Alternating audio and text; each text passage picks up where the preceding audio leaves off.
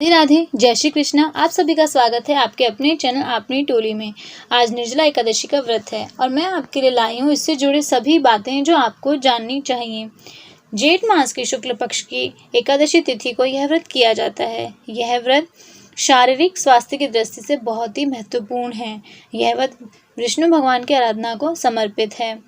इस दिन व्रत करके श्रद्धा अनुसार दान करना चाहिए। विधि पूर्वक जल के कलश का दान करने वालों को पूरे साल की एकादशी का महात्म फल मिलता है। आइए मैं अब आपको सुनाती हूँ एकादशी व्रत की कथा।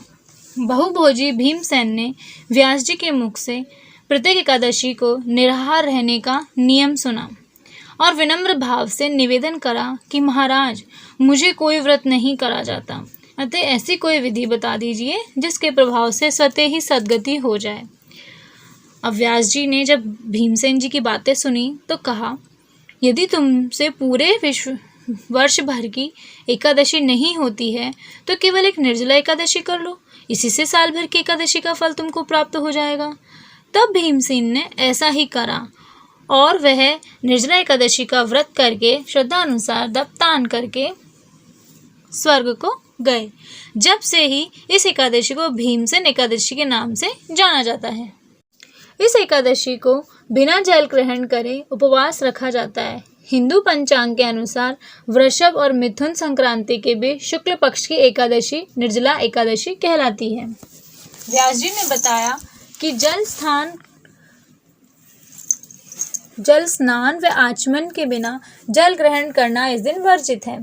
इस एकादशी को सूर्य उदय से लेकर द्वादशी के सूर्य उदय तक जल ग्रहण नहीं करना चाहिए और सभी को दान करना चाहिए। ऐसा करने से सभी एकादशियों का फल प्राप्त हो जाता है। द्वादशी को सूर्योदय से पहले उठकर स्नान करके ब्राह्मणों को दान करना चाहिए, फिर भूखे को भोजन कराना चाहिए और स्वयं भोजन करना चाहिए। ऐसा करने से हमारे सभी कष्टों का पाप होता है। ये बहुत सत्य बात कही है व्यास जी ने, जो वास्तव में ही पौराणिक भी है और बिल्कुल सत्य है। जो व्यक्ति एकादशी का व्रत करते हैं उन्हें यमदूत नहीं लेके जाते, बल्कि भगवान के पार्षद पुष्पक विमान में बिठाकर स्वर्ग की ओर ले जाते हैं। ऐसी पुराणों में मान्यता है। उस दिन से मेरा मतलब है एकादशी के दिन, यानी कि निर्जला एकादशी के दिन हमें भगवान के व्रत करने के साथ साथ उनकी विधिवत शास्त्रोक्त पूजा भी करनी चाहिए। ओम नमो भगवते वासुदेवाय मंत्र का उच्चारण करना चाहिए और यदि हो सके तो श्रद्धा अनुसार गोदान करना चाहिए।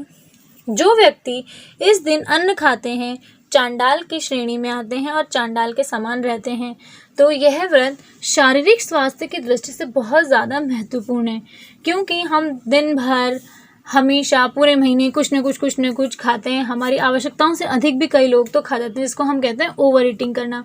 तो स्वास्थ्य की दृष्टि से इसको इसलिए महत्वपूर्ण बताया कि एक दिन यदि हम इस प्रकार का व्रत करते हैं तो हमारी अंदर की मांसपेशियां और हमारी आंतड़ियां साफ होती हैं, जिसको इंग्लिश में कहते हैं डिटॉक्स करना।